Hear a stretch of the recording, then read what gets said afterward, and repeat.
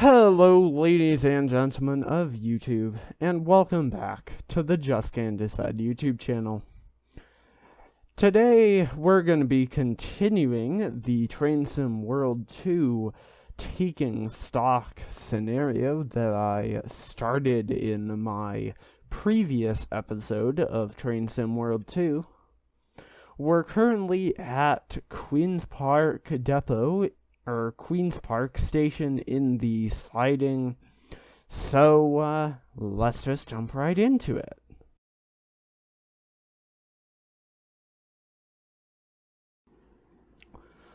Now, our first order of business, as we're going to be taking this train the other direction back to Stonebridge Park Depot, is to set the brake to shut down as soon as we take out our reverser key, and to turn the control switch off.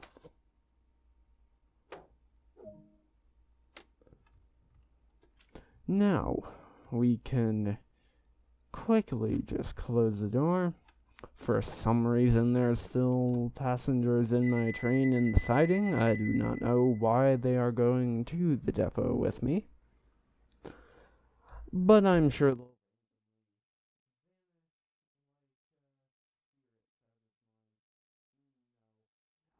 they will randomly vanish out of my train sometime along the way to the other station.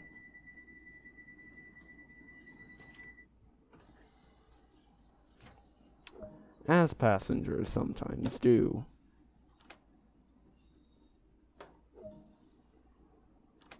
So if we set this to enter, we can then set this to off and release, and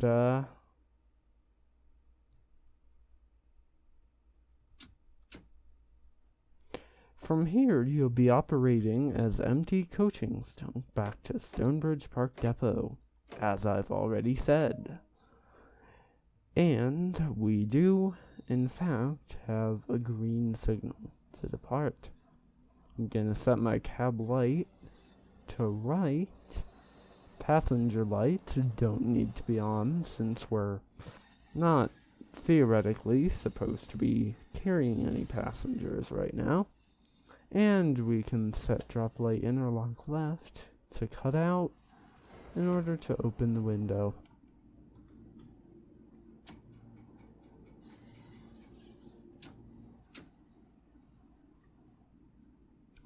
And at the end of this platform, I am fairly certain that we're going to be given a red light.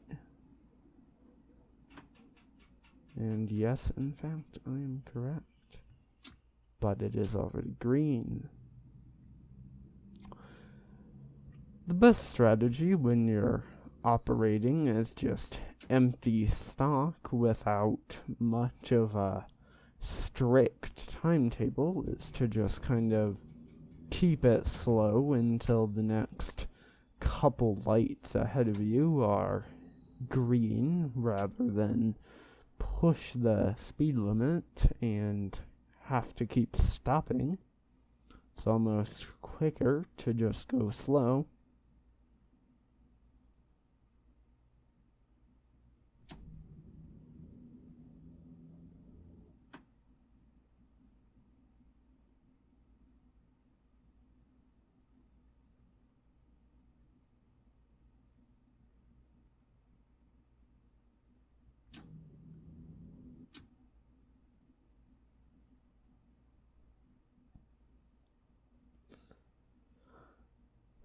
And there is a train on the other track over there, and a red signal in about 500 yards.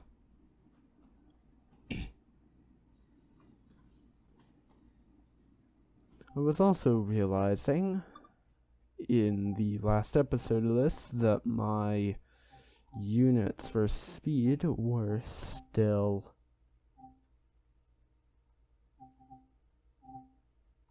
Welp. Okay, never mind about that. I was noticing that my speed limit markers are still in kilometers per hour, but that seems to be a bug as my distance units are in like the US and UK measurement system.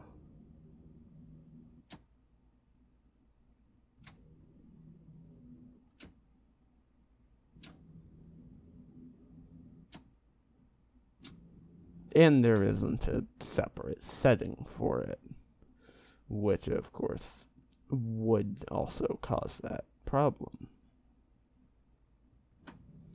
And I'm probably fine to go up to speed limit here as our next signal is green.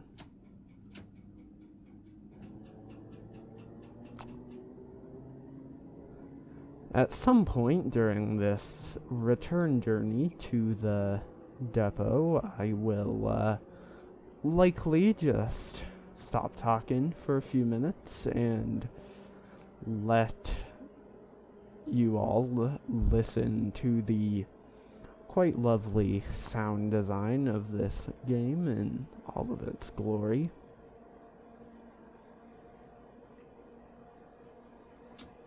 And just gonna stop accelerating.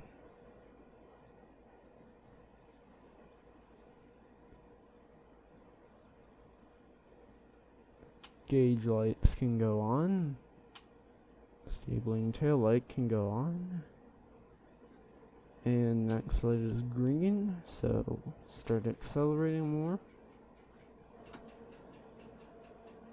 Takes quite a while to get the whole cab set up, but at least you do it once and it's done.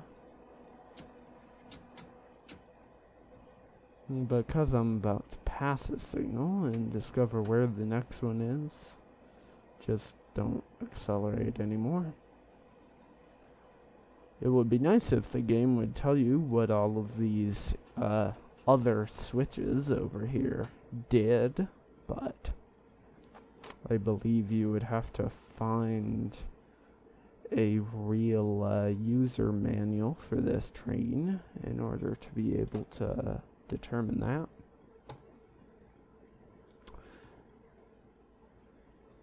Pretty easy for a train used in the UK, I'd imagine, but unless you speak German, it might be more difficult to do so for like the high-speed ICE train, and so you most likely have to rely on forum users and such to tell you the information you need to operate certain things there. And I ran into a red signal, but it's already green.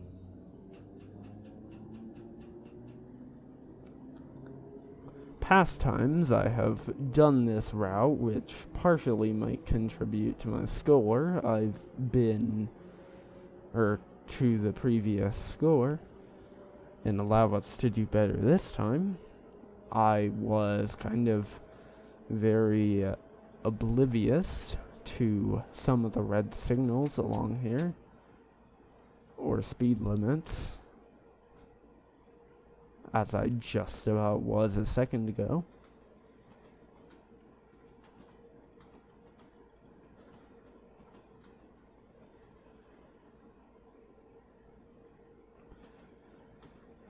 And it does appear that we should be good to just carry on at about the same speed.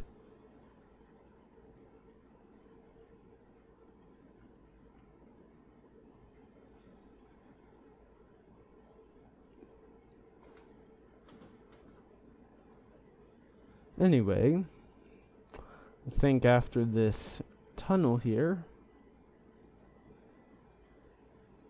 I am going to disable my microphone for a little bit, and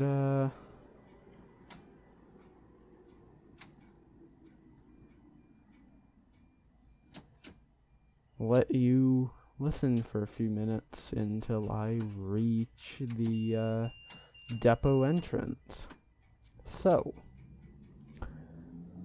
I will talk to you in just a minute.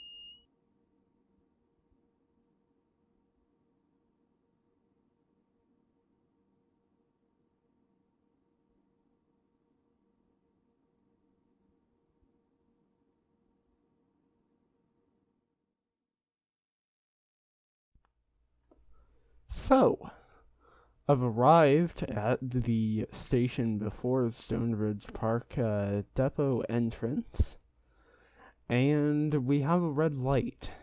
And in my past experience, this one takes quite a while to wait for. So, I'm just gonna speed up the clock a little bit, and I'll come back to you when we're clear to proceed.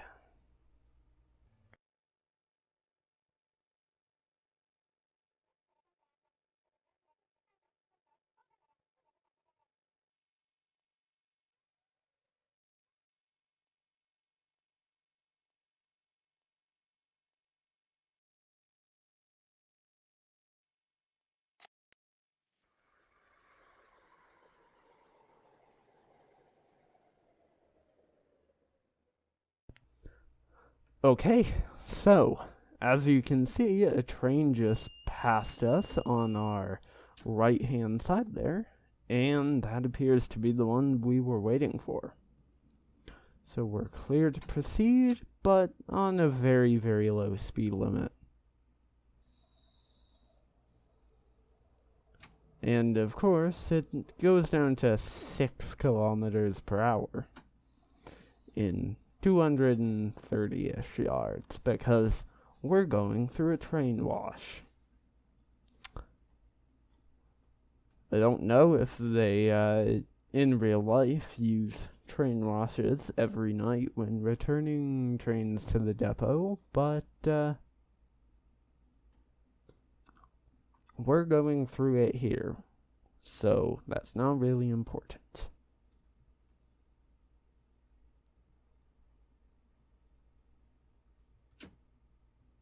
I'll just accelerate a tiny bit on notch 1 up to the current 10 mile per hour speed limit so that we aren't too slow going through here. And 6 kilometers per hour. I'm going to slow all the way down to 3 because or 3 miles per hour because I'm not sure how the conversion works out.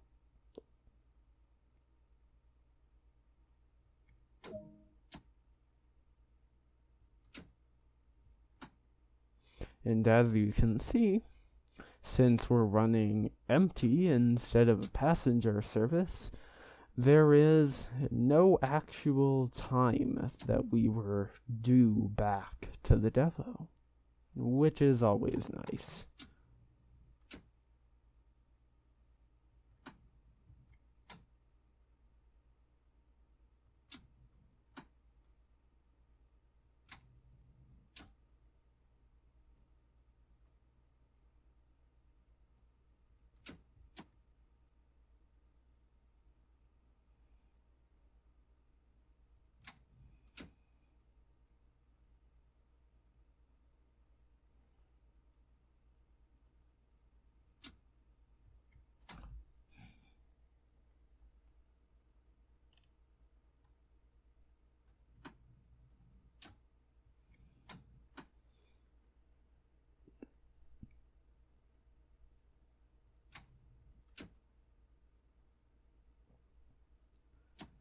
And now that we are free of the train wash, we're fine to just accelerate up to speed limit slightly and park ourselves carefully inside of the shed.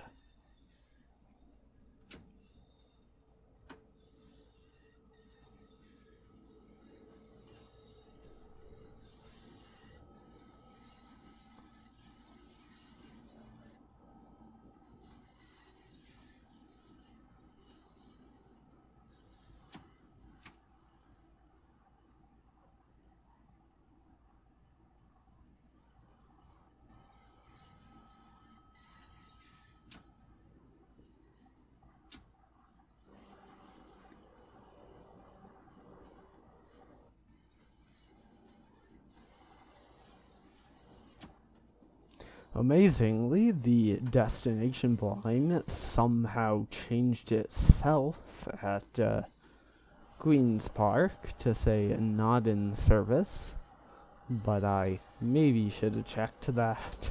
Oops.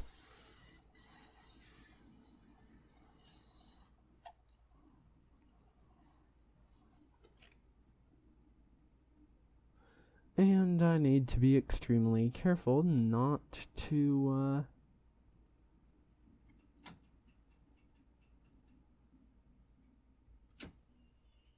not to overshoot and derail.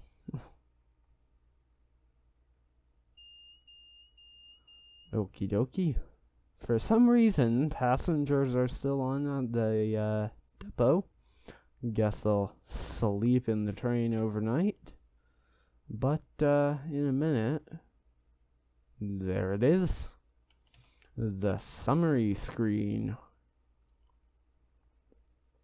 I do not know if this score is any better or even the same as what I started out with before doing this, but I'll just have to look back and see. But it was fun anyway. Well, that's the end of this video. Go watch part 1 if you didn't already. You didn't really need to see it to understand part 2, but I'll link it in the description below and an end card. And I will see you all in the next video. Have a great rest of your day, and bye!